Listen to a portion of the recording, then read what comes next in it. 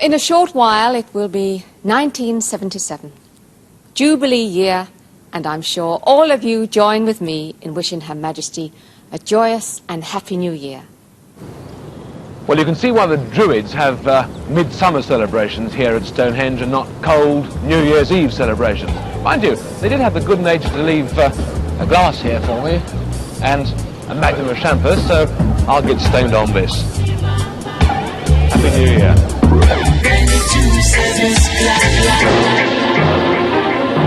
These people share Britain's most common surname. They're all called Smith, and they've come here from all over the country. Together they make up a statistical cross-section of the population. If you like, they're average British citizens. And because they are, it's likely that they'll represent the hopes, the fears and the attitudes that may or may not help to make 1977 a happy New Year. Not only for them, but for all the rest of us too. Not that there's much chance of it being a particularly prosperous New Year if the merchants of doom are to be believed. We, the people of Britain, are all here, ready to grit our teeth and face whatever fate has in store for us in this year of 1977.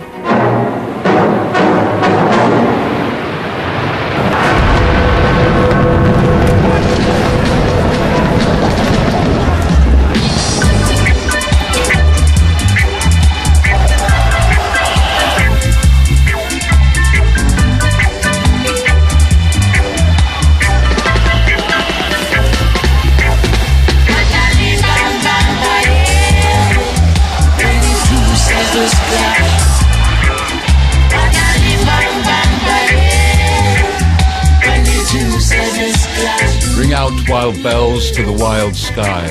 The year is going, let him go. Ring out the false, ring in the true. Ring out the narrowing lust of gold. Ring out the thousand wars of old. Ring in the 1,000 years of peace. Ring in the valiant man and free. The larger heart, the kindlier hand. Ring out the darkness of the land.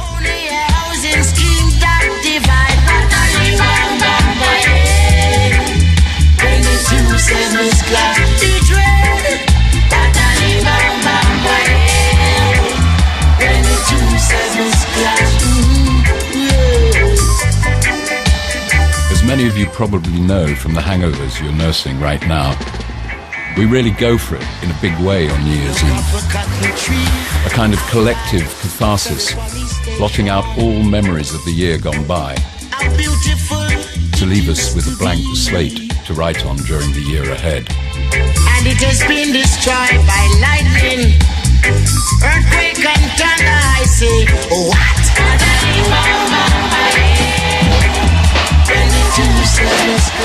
All years are special, some good, some bad.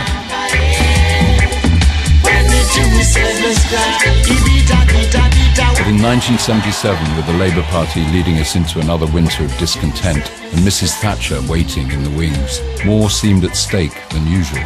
Perhaps even now it's not too late for us all to learn something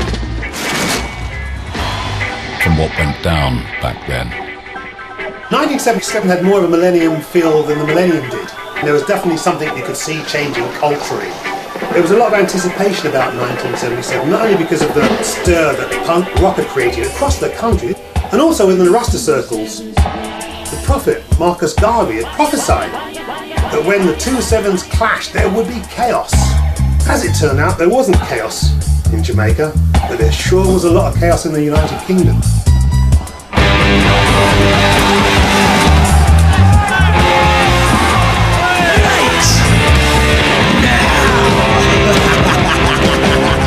The two sevens did clash.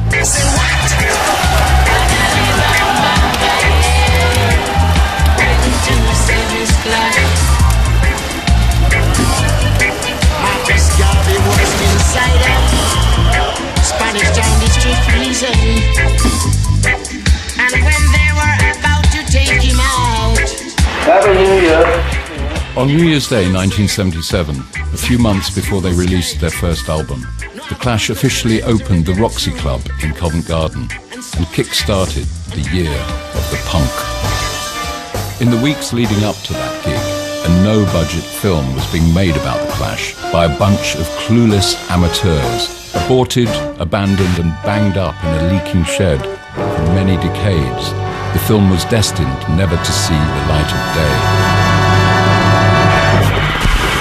Now, nearly 40 years later, in times not so different from those we lived through back then, the film has risen once more from the cold vapours of the vault and again raised its ugly head for your viewing pleasure tonight. This is the first time we've ever been filmed, you know what I mean? We cringe a lot. Yeah. Don't my nose look big? Yeah. Can I be so ugly? I think it's really good because it helps us as a group get our message across in another medium. It's evidence of life. Why don't you like doing things that are set up then, Jim? So I think it's stupid. I mean, I don't go around doing things like that normally, right? So why should I do it when you're around? It's stupid. Makes me feel like a tit, you know? You think the film's any good then? Oh yeah. It's fantastic. You can tell how good a film is by when you leave the cinema. If you're acting like the person in the film, you know, like cowboy film, I always go down the street for a few hours, like I do, you know, like bow-legged and that. Taxi Driver was great because everyone come out Taxi Driver like and they put their lapels up. Yeah. Like, everyone was doing it. The whole cinema was like walking down the street like this. Like, It's like when you go to those Bruce Lee films, there's all people going down the street going, and it's like... It is, it's true, yeah. You don't mind being filmed as well? No, I don't care. It's great. Just like all kids like want to be on television or something and see themselves on the screen. You got to remember, no one had seen themselves on video before. Great. Paris studio. Spin. It looks like there's calendars to get don't film. To you. Joe, watch me crash on the telly. Hold on. No, you're in the way. You're in the way. Okay, go. Yeah. Do it.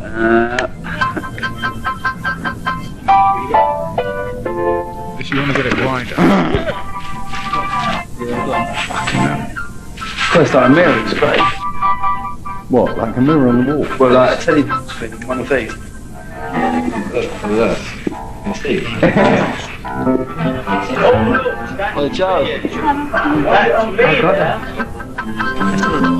Get the light.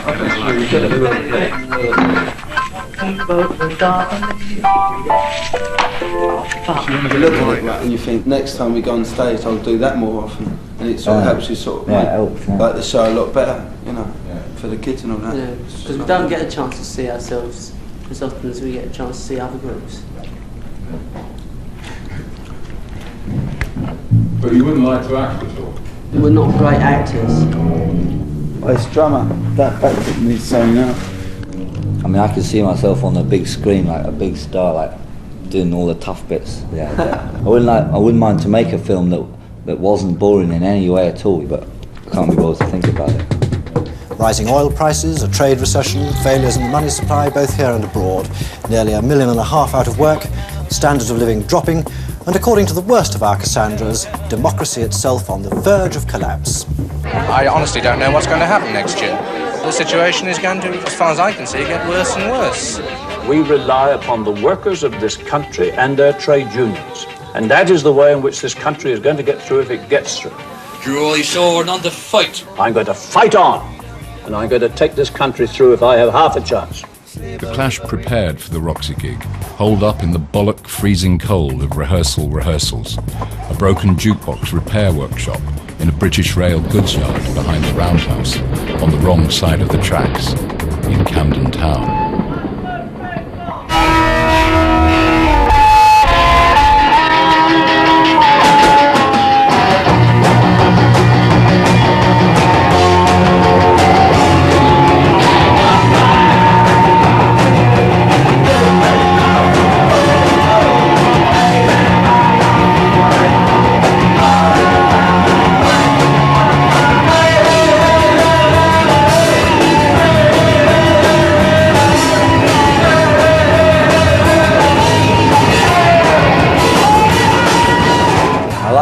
Seeing it when you can hear the music, you know.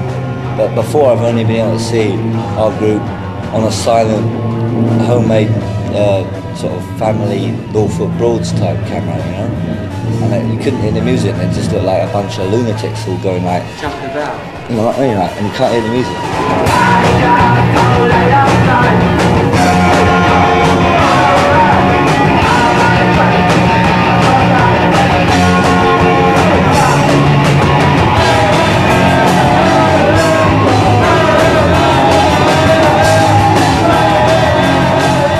Well, to Geordie exiles in particular who can't get home for the New Year festivities, may I wish you a very happy time, and indeed to everyone everywhere from the North East, a very happy New Year to you. I'm going to negotiate with the IMF, and I need your support to do it. It means sticking to the very painful cuts in public expenditure on which the government's already decided. That's what I'm going to negotiate for, and I ask the conference to support me in that cut.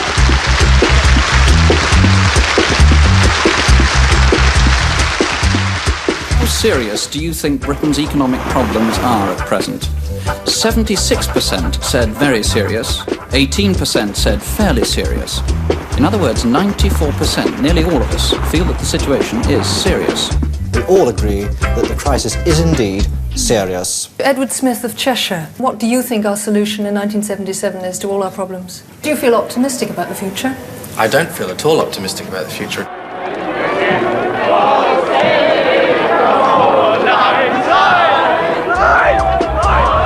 What are you yourself going to do? Well, if the situation doesn't improve, I would definitely think of going abroad and working abroad. Overnight snow up to 5 inches in places closed part of the M6 motorway in Staffordshire earlier this morning. Police say icy conditions will make roads treacherous this evening. I think it was the whole general atmosphere in England that's getting everybody down. That everybody seemed to spend all their time moaning and being unhappy. Mrs. Marjorie Smith, can I come to you? How do you view 1977? Even more depressed about it than I was in 1976 or 1975. How about the visual image you got? The way you dress? Yeah, this is something we really work on and something we really enjoy, you know. We want to look special, we want to look new, we want to look different, right? And like, it's all come from us. We don't go and shop and get it, because there isn't any shop you can get it. If there was, we probably would go and get it, because we're lazy, right? It's too easy for them to go into the gym machine, right? Get some new coat jeans when the old ones get too sticky. What's this here? Hate and War. It's the title of our new hit. Okay, right, let's put some paint in.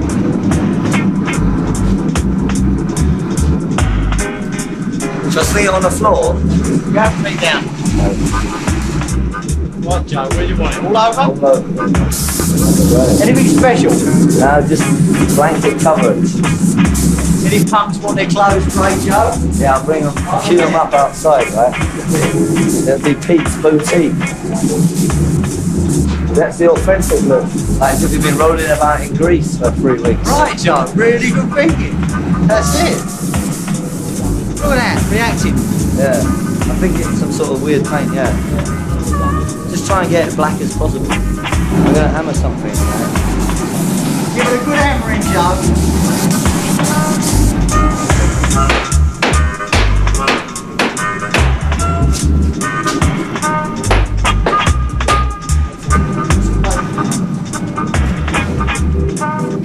Well, it's been a very tough year with industrial troubles and economic strife, and we've all had to tighten our belts just a little. So, from Birmingham, a very happy New Year. I don't think the outlook is so good.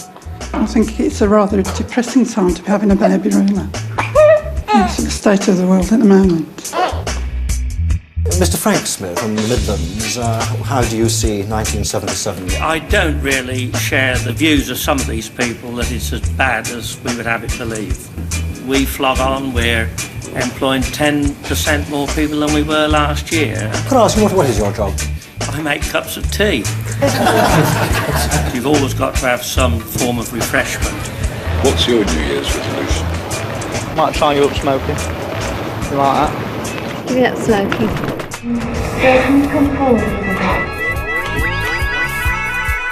So where are you living now? Well, me and him sleep on that floor, and he lives with his gran in council flat. There's a whole generation of risen over the last 3 years that probably in 1972 were 13, now are 17. All these kids in this country are out of work as it is. with very little future ahead of them as they see it, and they've had nothing. We haven't got a lot going for us, and like there ain't much future for us. Like just as people, not talking about being a pop group, just as people in the first instance, you know, come out of school, do a bit of college if you're lucky, get bored with it. What do you all do before this? Where did you start out? The school I went to, right, it's a real sort of depressing school and that. You don't learn nothing. All you're sort of like working for is just to go into the factory which is around the corner. Most of the mates I know are all working in the factory. What kind of jobs have you lot done? I was cleaning toilets in an opera house. I was a student. I was an art student, man. Right, because I read the Pete Townsend, Keith Richards. In the bogs. And John Lennon. And all them people were gone, right? It's because art school become respectable, isn't it? Turn to your right. That's your left. And I just realised I made a mistake, and I just like thought it's better than work. All you get there now is like vicar's daughters, doctors' sons, you know.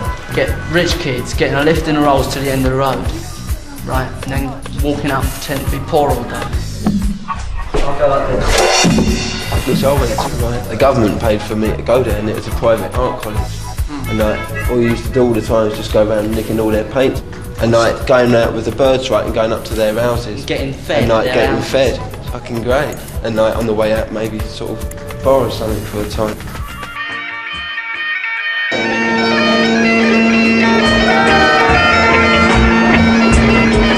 Go and treat yourself to an Oakley-Moore cocktail for New Year. Take a little ice, fern to taste, a whiskey, and... They didn't say the whiskey would freeze. Oh well, Happy New Year. George Smith, you come from Strathclyde. How do they feel about things up in Scotland? Who do they blame there? I think actually the poor, the workers, the unions, the management and government, I think they've all got to take their share of the blame. I put it down to communism occupying very serious and senior positions in the country. But if they want to go and live in Russia and communist countries, let them bloody well go and live there. If you just decided to work a little more, just decided to have a little more discipline, you could become the strongest country in Europe.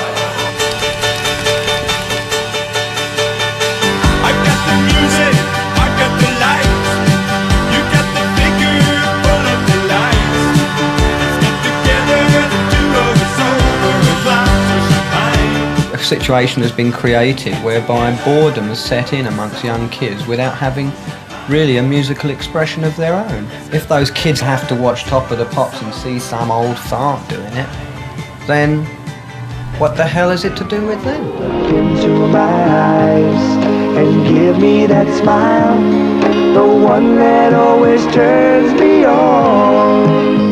The explosion that's been caused in London has probably arisen out of seeing one band, I think the Sex Pistols, doing it, and all of a sudden, you know, it's like a little spark just sets everything alight, and it set things alight. It gave people fantastic inspiration, young kids, and they all felt, well, yeah, if a guy can get up there and play 4 or 5 chords and make it meaningful because there's a guy up there saying something with it, then what the fuck, man? If we identify with that, then we can also find the same spirit to do likewise.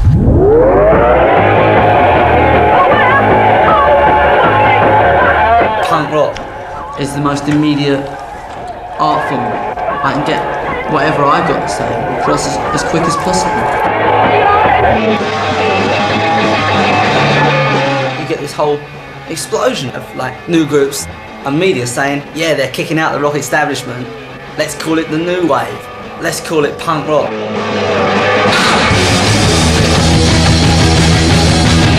I got a feeling inside of me, it's kind of strange like a stormy sea.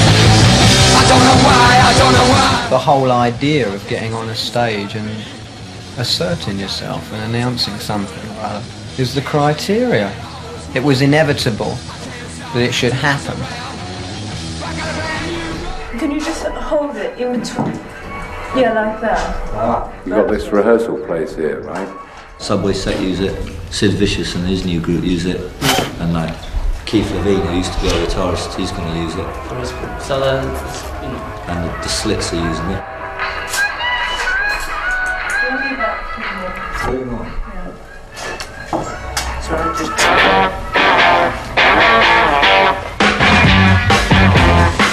used to like groups like Prince and that. I like Not the Who. When we first saw the Who on Ready Steady Go, right, when we was like babies, right? I mean, like, it looked great, you know, like, we could dig it, you know. But now, I mean, I couldn't understand even what Tommy was about. Tommy went over my head, you know. And we want to make records, we want to be number one. I mean, I think we're the greatest, obviously, and wants to be number one. So you want to blow out all those old bands, but how radical a change do you want in the system itself? As much change as we can get. Total change, I mean, we really think government is old-fashioned idea.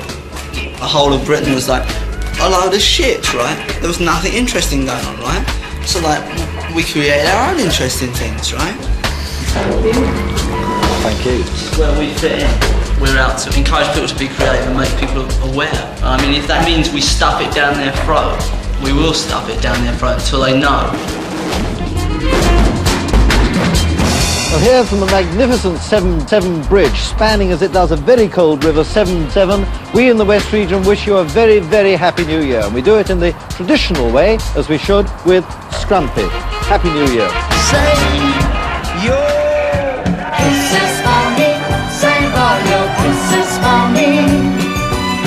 Bye-bye, baby, bye-bye. Don't cry, honey, don't cry. Dr. Dennis Smith. Politicians fundamentally are responsible for running the country. Perhaps we get the politicians that we deserve, but unfortunately politicians don't seem to be very good on either side at in fact doing the job that they're elected to do at the moment. Oh, shut up. What a lot of old rubbish. Happy New Year. Happy New Year. I went to see my father the other day, and he bought a copy of the Merlin Mania. And he said, "What's all this punk rock then, son?" The media provide you with cliches to fall back on if you haven't got an idea in your head. I was down the Dole Friday morning. What state this country's in? These are the things that, like, intelligent people know. If you can't, like, think your way out of a paper bag, read a paper, right? Baby drama of knife maniac. Then you go, oh yeah, he's a knife maniac, right? And he's like, the knife maniac, the Dole Q Rock. You know what I mean?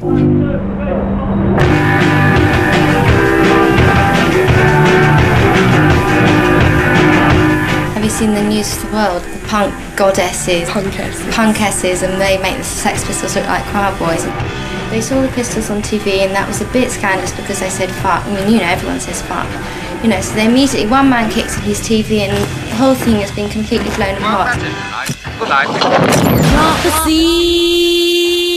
They showed us all up to look really stupid.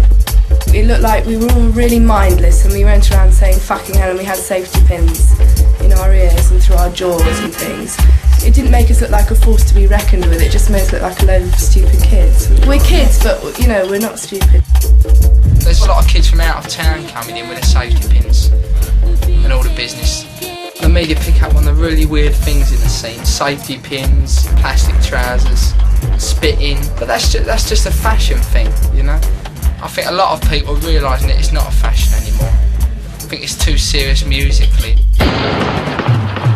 Well, you know, some people drink to get high. I've come up high to our side of the Severn Bridge to have a drink and to wish all of you a very happy New Year from us in Wales. Louis the Newidda ich gyd.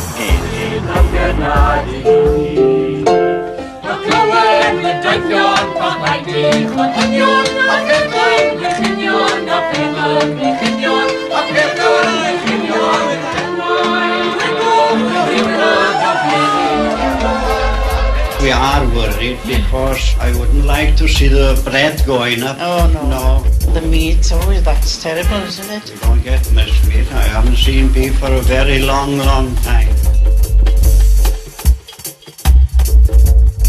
It was never spoken. It was never like, we're going to consciously attempt to smash the musical, like, kind of establishment. But, like, that's what it is. We said, let's get a band together. It's better than them bands. You know, otherwise what we'd do is we'd go and shoot them, plot an assassination. You've got to have destruction before you can, like, start anything new, right? I think the Pistols are destroying everything really fine in a really good way, right? And then after that, you've got to have something coming up. The Sex Pistols are an idea. The idea is to threaten. The idea is to not allow conformity and to not allow boredom to take place within your act. And the idea is to say something that would change kids' actual outlook on their lives. The Sex Pistol Anarchy Tour, I mean, like, fucking hell. Talk about overreaction, you know. I mean, if it was 30 dates, 26 of them got cancelled, you know. Anything new they don't understand, they're afraid of. It threatens their whole existence, doesn't it? Well, as soon as the Sex Pistols don't become threatening, they ain't no longer the Sex Pistols. Fuck off! They must threaten the culture and use it and change it, make it something else. Then we have a whole new scene on our hands. The Pistols decided not to play to the old stiffs. And I thought it was quite good. It's like, why the fuck should they? No, you don't do that sort of thing. Oh, right. But they want it all over the country, wouldn't they? So we had to go out and find places to play, like. We're really trying to get new places to go. Like there's some guy opening up a new club down in Deal Street in Covent Garden, Roxy Club. Neil Street, yeah. Neil Street, is it? Covent Garden.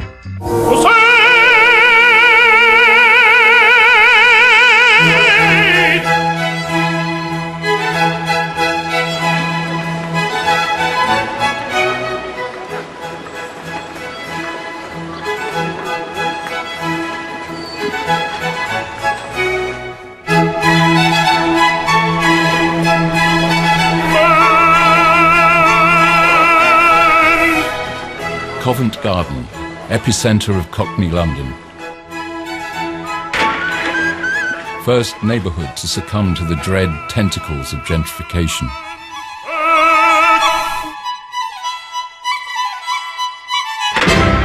Home to the infamous Roxy Club, heart of libertine London, where high and low culture have always famously collided, cavorted and clashed. Morning, Patsy. How are you? What do you want? Got any good sprouts anywhere, Yeah, Pat? terrific. Where are they? Yeah, I'm just in the shop there. Well, hello, Vicky. What are you doing here? What are you? I'm having lunch with Boris Lermontov. You know, the fellow who runs the ballet. Here for centuries, opera, theatre and ballet cohabited with the fruit and veg market next door. Ballerinas and baritones, divas, prima donnas and matinee idols, all rubbing elbows with the Cockney costermongers and porters in the garden's boozers and caps. At the gate are all the horses. How much, Steph? £5? 5, 10 extra. Oh, leave it out.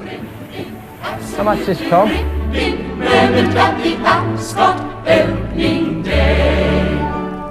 Horses rushing. A royal pleasure ground where princes, punks and wicked earls shed beds with the whores of Paris's list and Mother Cresswell's brothel. She's in the King's Arms already, calling for beer.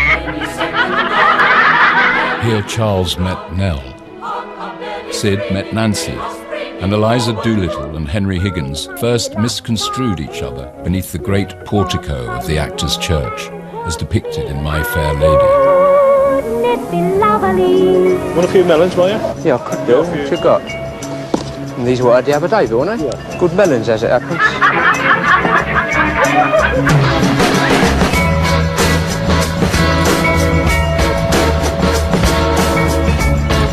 What a coil do I make for the loss of my punk. I storm and I roar and I fall in a rage. And missing my whore, I bugger my page. What's your favourite food? A finer bidder. Well then, what keeps you going? Beer. Birthplace of Punch and Judy, Turner, and the Muffin Man, who lived on Drury Lane. Filching pitch of Fagin and the Artful Dodger, host to the infamous trials of Oscar Wilde, Dr. Crippen, and the brothers Cray. A topsy-turvy place where rhubarbs and turnips were traded in the dead of night, and the market pubs opened their doors at 4 in the morning. Film star type of people, they like to come here and slum, you might say, and see the boys, you know. 3 rum and coffee. I remember the time once when Elizabeth Taylor and Michael Wilding was in this very pub, dancing and singing, really enjoying themselves with the boys, you know, because this is streets where anybody could come. Wonderful atmosphere. For over 300 years, Covent Garden had all this and more, until the over-congested market was finally closed down in 1974.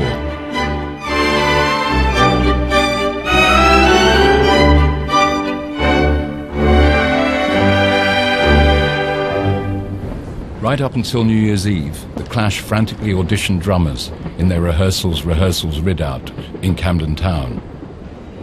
Their regular drummer, Terry Chimes, or Tory Crimes as Joe fondly nicknamed him, had had enough of Bernie's Clash course re-education program and was refusing to commit to play the Roxy gig. Everything we do, we try and be honest, right? Sometimes we don't make it, sometimes we do. How hard do you work at what you're doing? All the time. Very Nothing hard. else, there isn't anything I don't else. think about anything else. I don't have time to.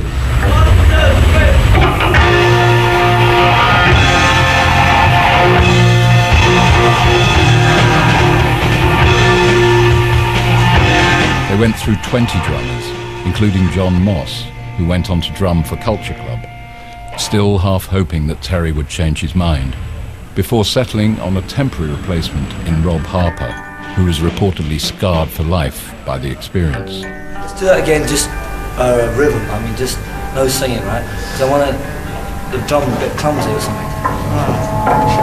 1, 2, 3, 4!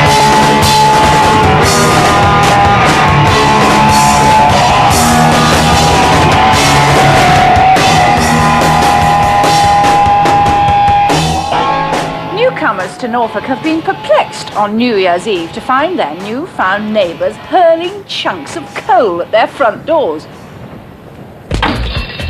But it's not East Anglian vandalism, it's just our way of saying happiness and good luck for the coming year. This country has been sitting on its laurels a bit too long. It wants a jolt to pull the people together. Nobody thinks about anybody else today. Everybody thinks just of themselves. The I'm all right, Jack attitude, which is all wrong. Leonard Smith, what's the cause of the crisis? I think small things that happen at school, perhaps. A child will perhaps cheek his teacher, and then it goes up from that. A man then becomes insulting to his boss. His boss sacks him, and then he's got problems there.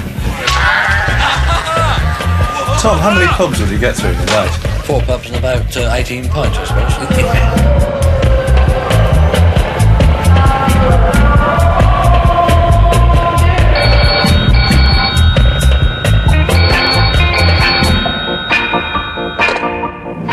Yeah? Hiya. Yeah, we are. Left, no. Yeah?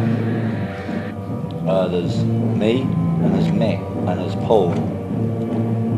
And there's a guy with a camera and a guy with a pair of earphones. Sorry, what? Because we're filming. Ask about Terry. Yeah, of course he is. What about, you know, the guy in Hackney? Oh yeah. Oh, have you? Good news, boys. But you won't tell it to me. Tell it. Come, it's really important.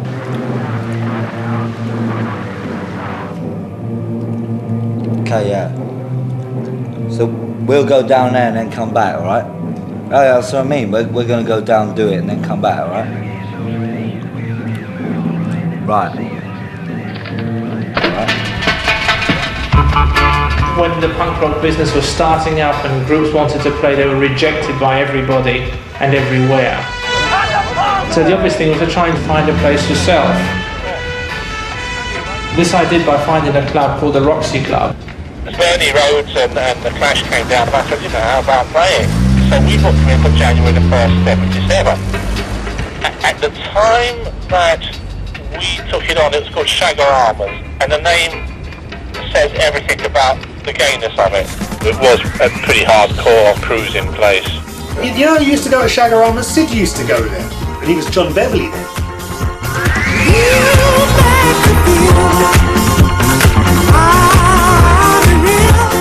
They really couldn't care less who they rented it to, especially a bunch of noisy young people, because they just said, well, look, we'll rent it to you for a year and we'll see what happens.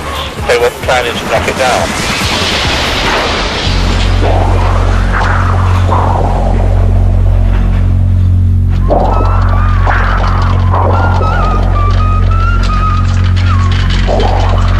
Covent Garden was shut down and it was derelict. It hadn't been used for 2 or 3 years.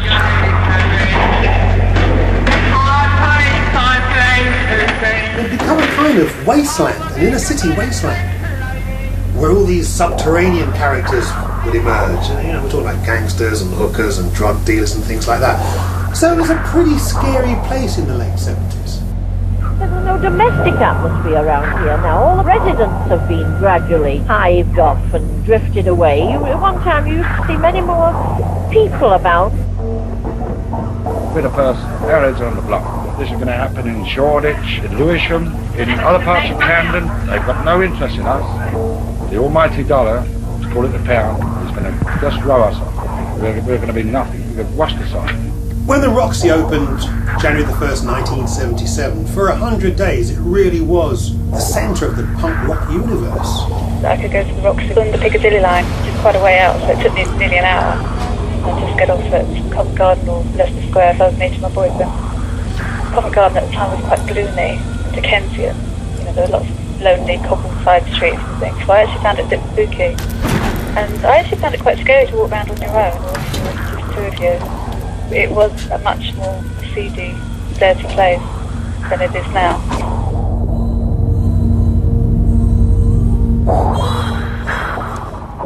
You two both be making fortunes in the real world.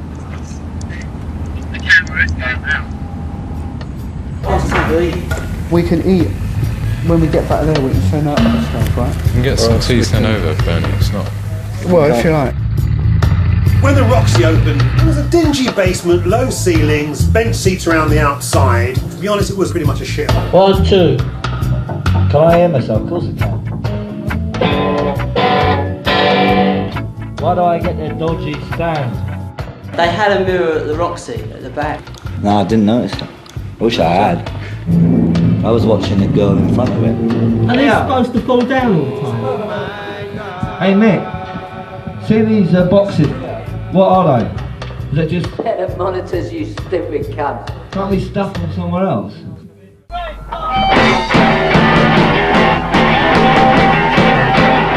When the Clash finally got to the Roxy, they found the PA they had hired was up the spout. But it was New Year's Day, and too late to find a replacement. The show had to go on. How much money do you make from your gigs? We ain't getting any. And we don't really get it. Don't get any. Most of it goes on PA, you know? Well, we want to get work out for yourself. 60 quid for a booking, right? Yeah. PA hire, good PA, right? We're a loud group, we need good PA. 55 quid, right? So you got 5 quid left, right? And I use a set of strings a night because I'm a vicious guitar player, you know? You want a drink or something to eat, and they are over the top in the red. So, yeah, we made a loss. Where does the rest come from? Well, it's been provided, isn't it? By our generous manager. Our manager's got the money up. Every time we do a gig, he has to usually reach in his pocket. We're in Devon. Like most other places in Britain, we would wish you a very happy new year. But here in Cornwall, we'd say, Blethen knoweth da. Roy Smith from Bodmin. Say down in Cornwall and that the average wage is far below the standard of people here in London. And if you become unemployed, you get more through being unemployed than what you do if you're actually earning your living. So where's the incentive to work? Any resolutions? Do less work.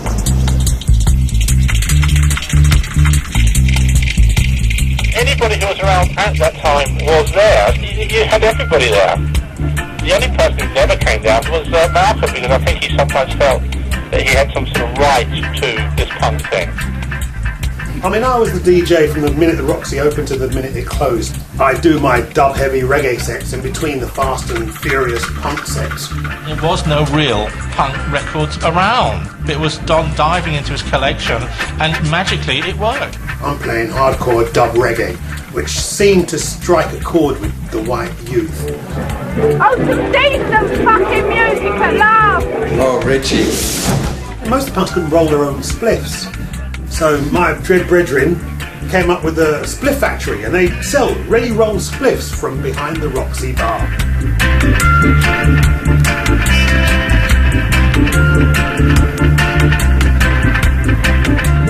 I'm a raging queen, really. Don't tell anyone, no. We're doing something that we want to do.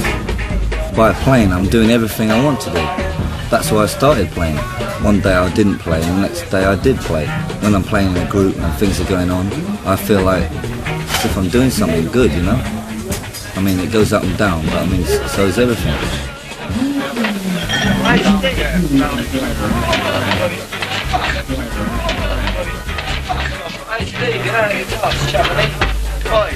If your life is like a group, you play with the guys you dig, right?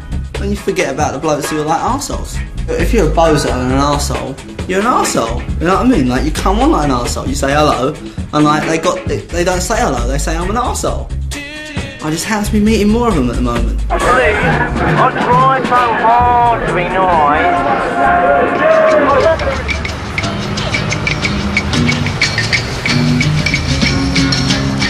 A lot of the punks didn't walk the streets like that because they actually had to go to work. They'd be finishing work at 5 or 6 or whatever, get a bag full of clothes, queuing up at 7 o'clock to get in, straight into the toilets, and all the toilets just changed into this massive girls' changing room. So they're in there for like an hour or two, making up, gossiping, and just sitting there having a laugh. Invariably the walls would be dripping with sweat, the place would be stinking with ganja fumes. I always remember the young punks were always jacking speed.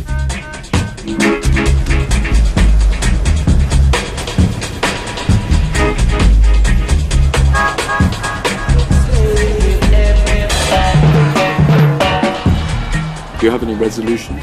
Just simply to stop spending money.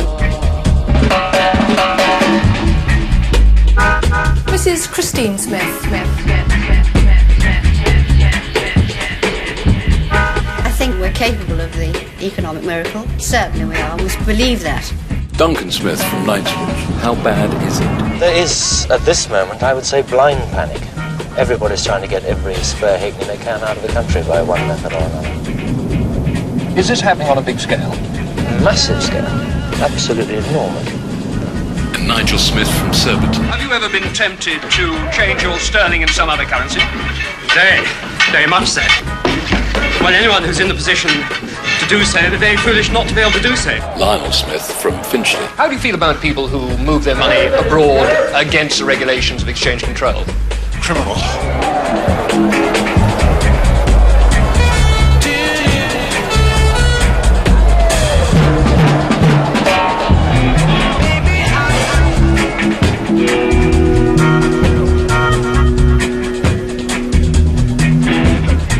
Despite their PA being on the blink, the Clash had committed to playing 2 sets that night as the new year was ushered in. On one big fiery flying roll, the Clash roared through all the key songs that would feature on their breakthrough first album a few months later. As the clock ticked down to midnight, they tossed them out like firecrackers into the crowd, kick-starting the year of the Clash. Hey Mickey, the amp don't work. What do you feel like when you go on stage? A pair of tits. No, I don't know, I feel good, you know. I mean, that's what we're supposed to do, you know. When we go on stage, I mean, that's when we like it best, you know. You can't get bored on stage, really.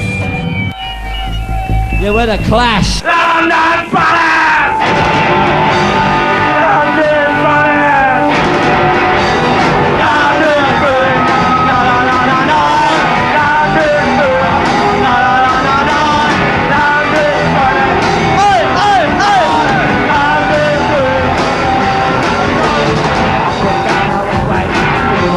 life. Great traffic system is so bright. Something of a better way to spend the night. Moving around underneath the yellow light. London is fine, follow me. London is fine. London is good.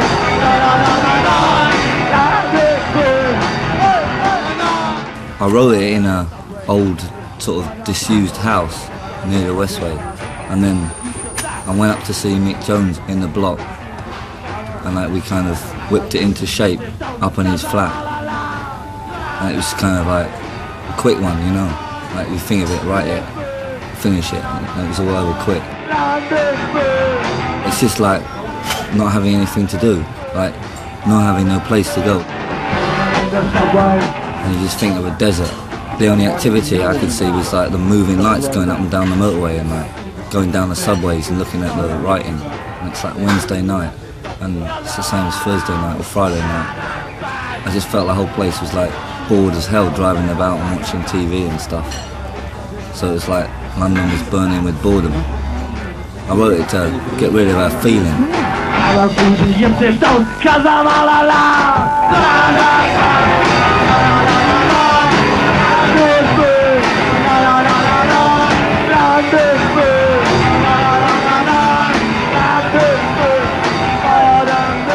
Do you think it could be any different? Of course it could. It could get better, it could get worse. I mean, what's going to make it get better? More lunatic personalities actually doing things, more people doing honest things and not like trying to pose or ponce about. What do you mean by honest? Just to do something, mean something, to feel something so bad about something that you do something about it.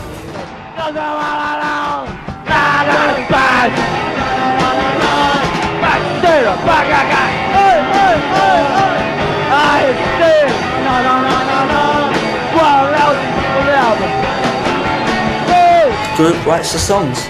Joe's better at lyrics than me, he's great. Fantastic turn of phrase. You know? He's always taking notes. When it comes down to the tunes, I nick them.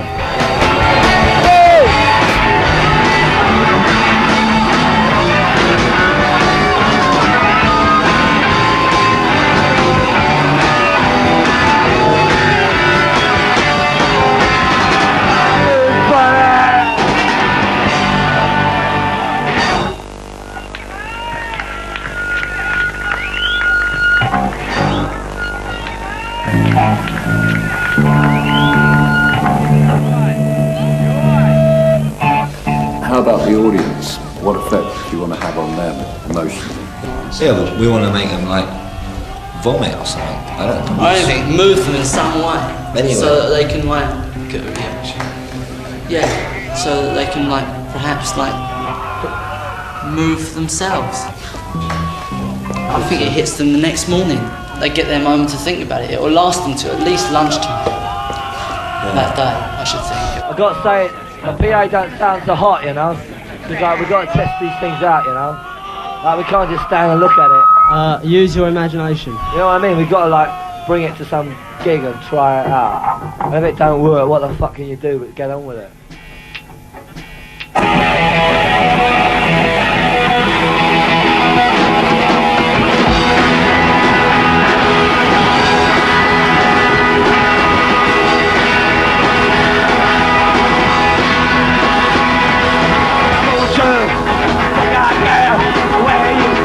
Show. I don't wanna do American Girl.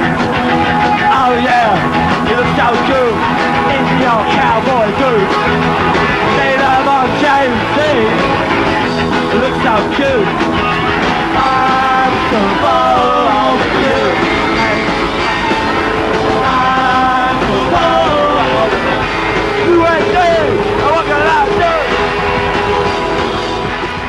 Just like, you know, it's like how London belongs to Arabs and Yanks, you know what I mean? Hamburgers and whatever Arabs do, right?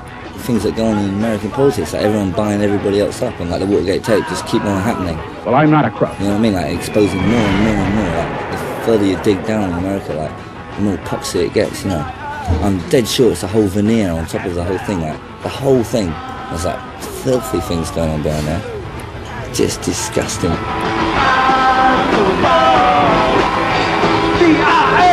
What can I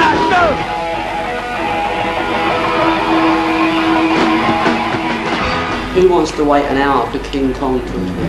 They should have called it King Turkey. Texas Chainsaw Massacre. John, I think I care about your latest record. Must be by the Grateful Dead. I used to listen, you know, when I first started playing the guitar to like American music, like blues music and Chuck Berry music and Bo Diddley music. And then you listen to like people from the 60s copying their accent, just dead centre. Like Mick Jagger sounds just like Bo Diddley, so it's what a cornball thing it is to do, to go on about my automobile doing 95, boom with a bump, on side, you know, all that shit. You just think how corny it is, and like, but it don't get you anyway, you know what I mean? You just think it's stupid after a while, so you get bored with it. What can I do?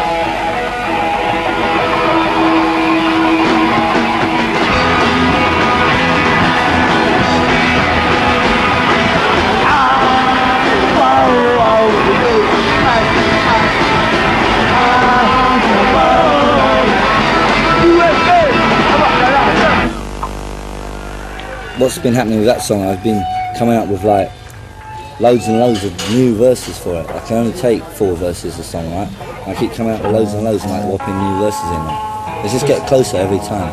But sooner or later it'll stop and that'll be dead centre, and then you leave it. When they're written down, they don't have any life. That's a replica of what it is, right? What it is when you hear it. That's the it. It ain't a poem or anything. You might want to hear them in the air. On the dole since leaving school, Carol Donnelly had nothing to do but go blackberrying with her boyfriend. It just seems a waste of time, you know, to have spent 4 years in this place, for the government to have pumped in so many thousands of pounds and actually training me to supposedly be somebody who can go out and do a specific sort of job. It seems a waste of money to, at the end of it, just to put me on the dole queue. Teaching, local government, hospital administration, public services and industry have all had to cut their intakes, and I know how much harder it is to get your first job.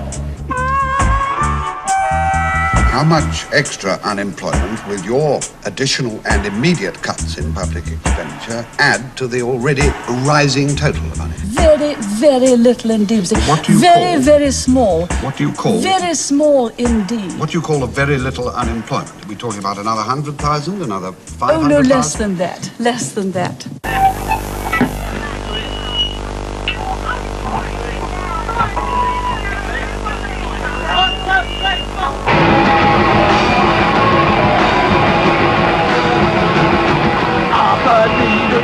Up and need a shove. They can't take anything they got. But I wanna make it a baby fish. Wanna be, you wanna be a cop. An opportunity I wanna never stop. We should be up when you keep you at the top. An opportunity was never know. I hate the army, hate the RAF. I don't wanna go fighting in the traffic. I hate civil service rules. I won't do it unless I'm from. An opportunity to one and never stop.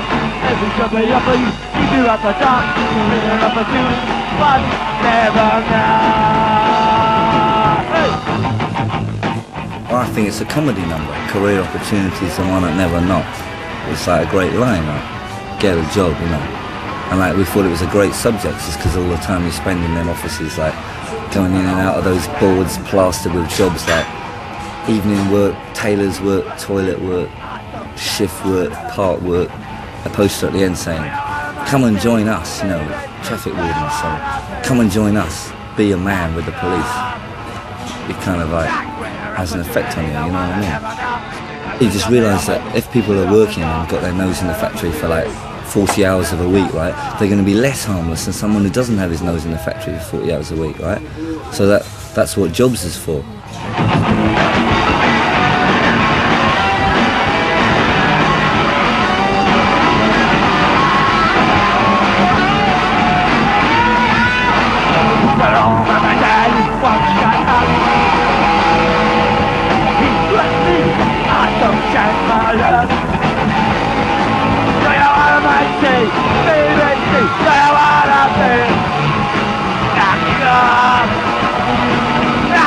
Opportunity, the one I never know. Every job they offer, you have the job. Opportunity, never got enough.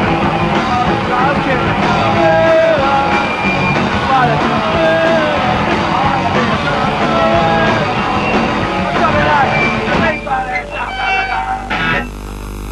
I was on the dole, right? I haven't been on there long, say 6 months. I'm quite happy, right? Really getting something going with this group and really writing a load of stuff and playing the guitar, right? I'm quite happy. And they called me in there and they said, you haven't got a job? And I said, no. And they said, are you looking? I said, yeah, sure, I look in all the papers. Oh, yeah. So I just got to sit there and he's got to say, well, look, right, in 4 weeks we'll send you to this rehabilitation centre. I said, the what? And he says, here, there's a pamphlet. And then it says, like, you get up at 7 in the morning, make your bed, shave, you've got your own cubicle, you go out and you have first work period, and then you have a lunch period and play snooker and darts, and then you have a second work period, and then you can watch TV and go to bed. And it's to get you back to a working routine. It's not teaching you a trade. I said, I don't want to go, and he says, you haven't got any choice. I just thought this is like robot school, you know what I mean, like programming. So like, I had to cut out. You go around the job centre, you take out a job, you go down there, see 3, 4, 5, 6 people in front of you, and they come in and say, sorry son, there's no vacancy. It's depressing. Something's got to happen, you know what I mean? Otherwise, you love to do something which you regret. We don't know why it's called rock music. You're just supposed to rock to it. To me, it's about breaking sort of like old rules. All this you should do this, you should go to work. It's about finally saying, look, no, we shouldn't do this because Britain's fucked up, it's going down the drain. Yet still people are saying, well, you should have a good job. You know, if Britain's going down the drain, I don't care, you know. Yeah, it's like these people made me sick. You know what I'm talking about? Sound, you know. Raffola. What?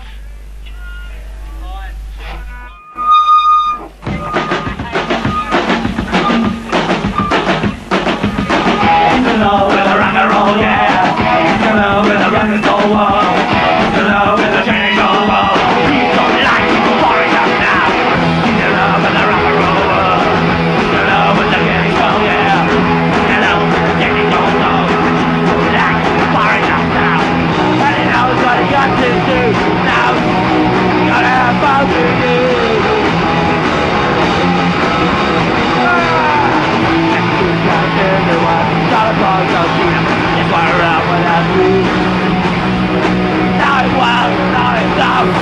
It's like a pop tune because it's got like good rhythm.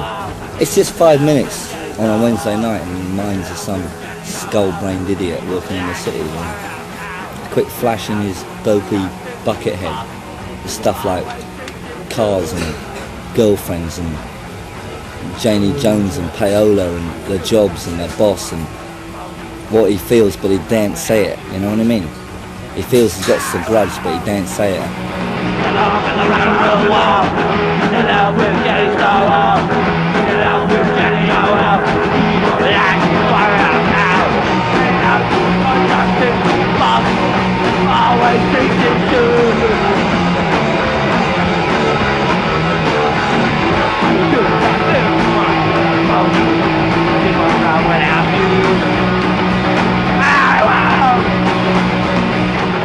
I look at everybody. I see everybody.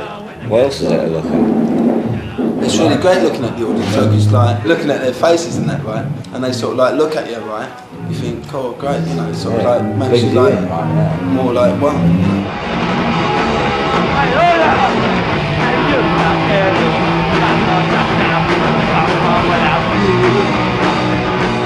You don't look at your instrument that much, do you? That's the trick, right? You've got to learn to play it without looking at it, right? Because nothing looks worse than some bunch of wankers, right? Where everyone's going, you know what I mean? Standing like that, going. Oh, it's terrible. Oh yeah. You can, that's me. No, you can do it pretty good without. I mean, I have to look every 10 seconds or so, a quick look, to see that you're on the target, you know? Get along with the rock and roll world. Get along with the baseball world. Get along with the down world.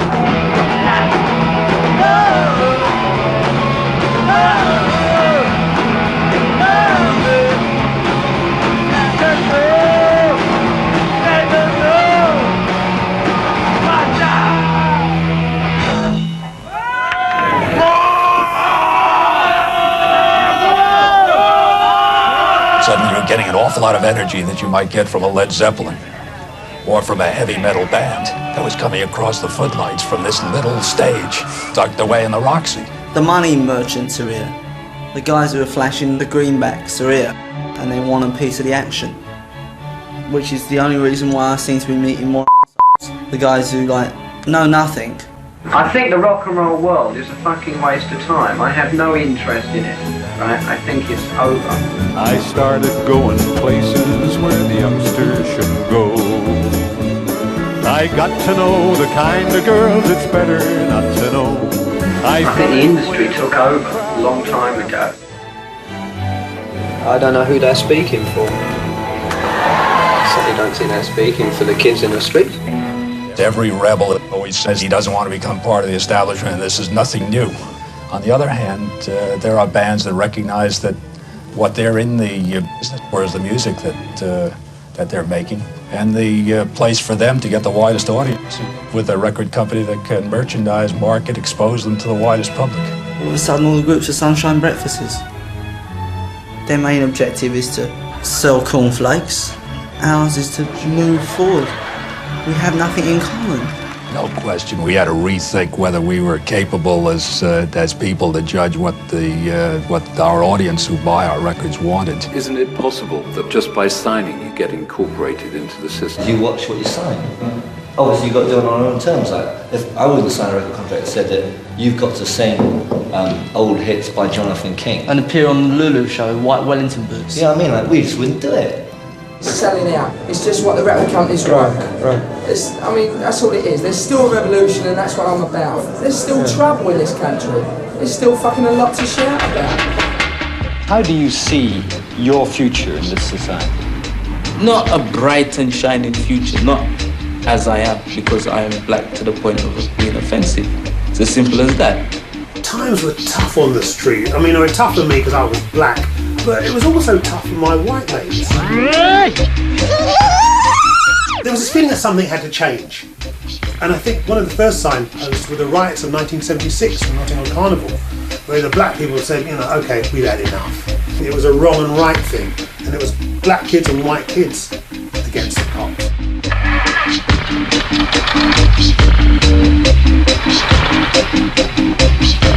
Me and Bernie and Paul, we went down the carnival, right in the middle of it.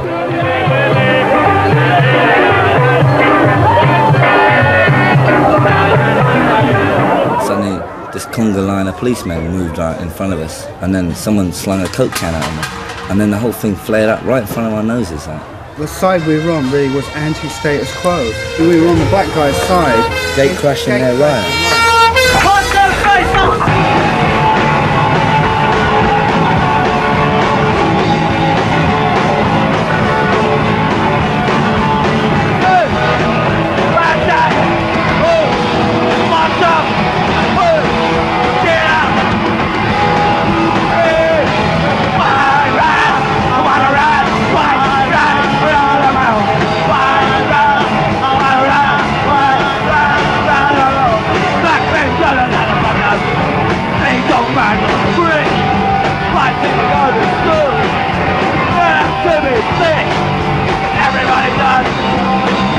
What the hell we do? Nobody wants. Go to jail.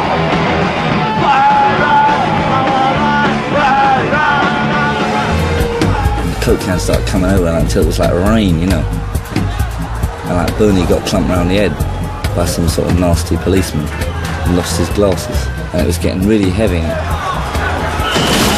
Night fell and there wasn't hardly any white people there, just the ring of troops around the edge of the grove, right, and all these blacks in the middle. guy came up to me and I had a transistor radio in my pocket, and he slapped it and he said, "What you got to do, Mom?" Right? And suddenly there was like a ring of about 20 of them around me and Paul. And I told him to leave it out. And the police were getting ready to charge down the other end of the street, and I had a bottle in my other pocket, so I brought it out and I said, "You should be picking these up, you know, not bothering about what I got in my pocket."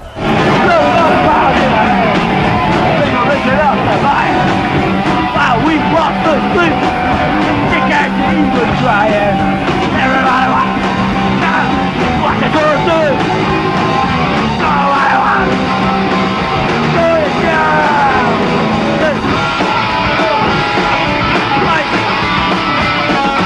More than right boy. More than right boy.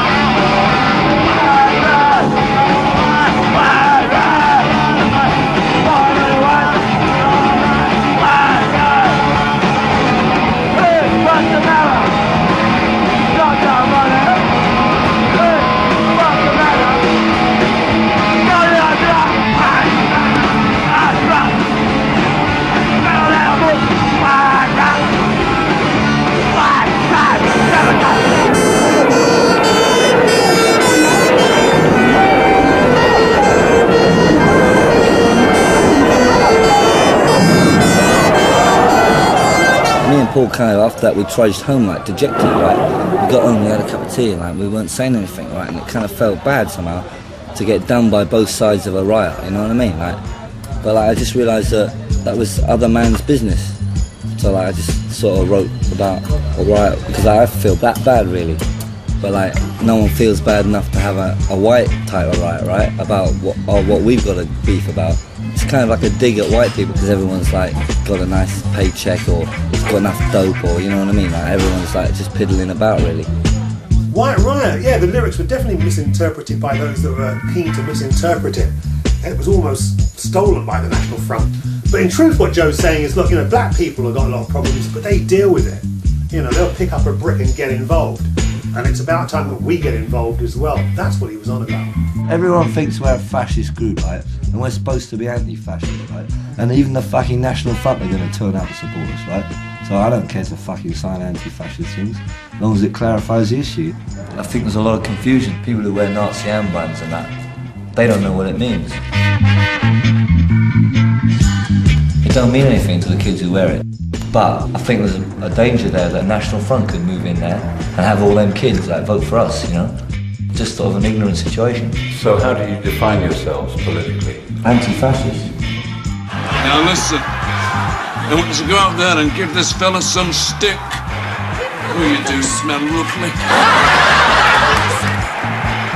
She will tell me where you get the smelly stuff from. It's the 70s, you know, everything was so bad in the 70s.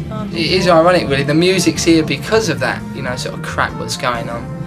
It's so sick, Britain now, or anywhere. It's all business, it's all tied up, just like the EMI thing, just like the media thing on the punk. It's just ridiculous, there's no honesty anywhere, you can't trust anyone, you know. And that's why, to me, the music is happening. It's the attitude of saying, look, we're going to forget everything, because we want to get back to honesty, you know. Help me make it through the night.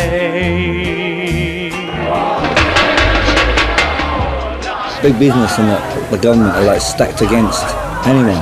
Every time you go in a cafe, the prices are up a bit. So it just gets tighter and tighter. The kind of repressive sense.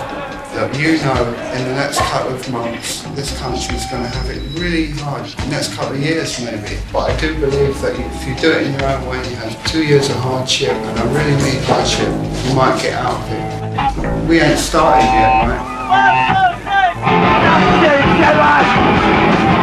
I hope I go to heaven.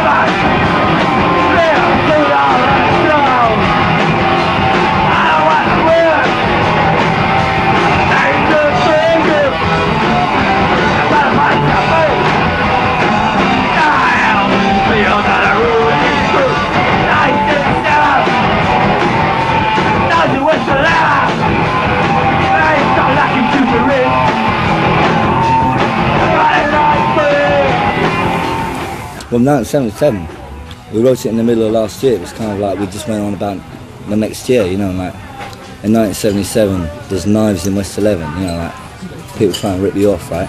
Like, lend me £2, man. And then there was like, but it ain't so lucky to be rich, because there's Sten guns in Knightsbridge, you know, like. Excuse me? You've got a right to film on these streets. If I was going to Knightsbridge to rip off someone, I'd take a Sten gun. Whereas I could probably rip someone off in Nottingham Gate with a knife.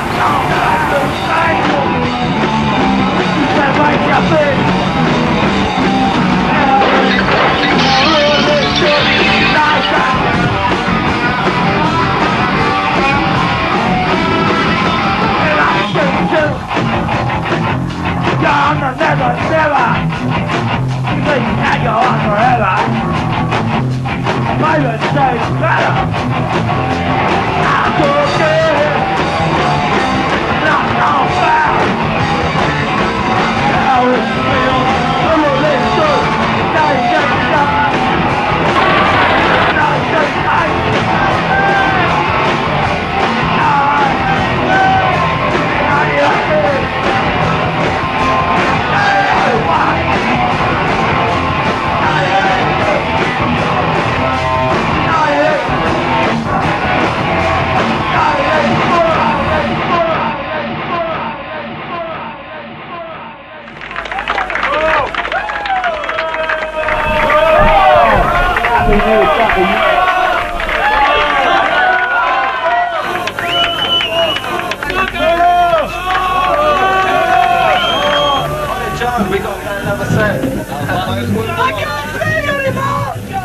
A lot of the kids who come to see us, right, they all get the suburban blues, don't they?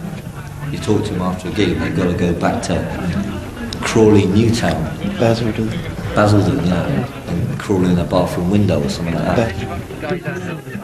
The whole purpose of communication is to, like, move other people into action. I mean, if I've moved one person, then that's enough. I suppose we make albums and we sell them, right? We get loads of money. I mean, that's just going to fuck us up completely. You've got to know when it's time to give up. Only time will tell, you just can't tell. Bands will withstand. If still in 4 years' time the Clash are playing gigs that wipe you out, they're writing songs that are really honest, if they can do that, then the music will stay fresh. From now on, right, watch our development and you'll be able to see who owns what and what happens to a group of people when they provoke. You can either get bought by the Americans, taken by the English back to the 19th century, or left in oblivion as an anecdote. And that's what people are going to learn from what we do next. That's 1977 for me. Covent Garden in the rain. The garden lies in a strange limbo nowadays, half astride its past, half stepping into its future. But it's not all as it seems. A whole new exotic community is moving into the garden, generating its own very special climate. Instant Tropicana in a banana warehouse. It's a sanctuary because no man is allowed in here.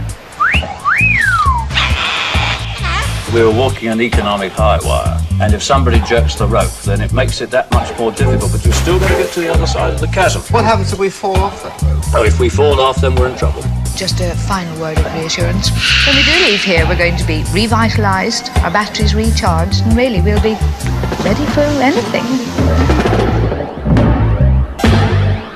And when they were about to take him out, got a whole array of young bands finding rock and roll meaningful now in this country, either by being in a band or by participating in a club and really feeling that they actually are part of something that they hope will transcend the music scene and give the power back to the kids. Does someone want to cut the cake? I'll cut it. You cut it and I'll eat it.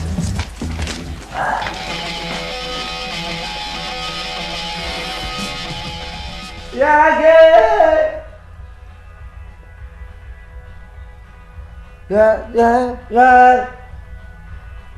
Yankee, a detective, are always on the TV. That's the cause of the murder. But every 10 seconds, I knew, I think I care about your boxy big bullshit. I'd rather wear nothing that look like I'm ready to back. I'm so bored with the USA. I'm so bored with the USA. What can I do?